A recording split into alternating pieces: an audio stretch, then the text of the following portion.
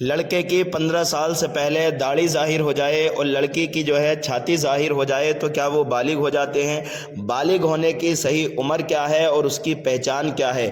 الجواب بعون الملک الوہاب، لڑکی اسلامی سال کے اعتبار سے 9 سال کے بعد اور 15 سال سے پہلے جو ہے بالغ ہو جاتی ہے، اور لڑکا اسلامی سال کے اعتبار سے 12 سال کے بعد 15 سال کی عمر سے پہلے جو ہے بالغ ہو جاتا ہے۔ اگر لڑکی 9 سال سے پہلے کہتی ہے کہ میں بالغ ہو گئی تو اس کی بات کو قبول نہیں کیا جائے گا۔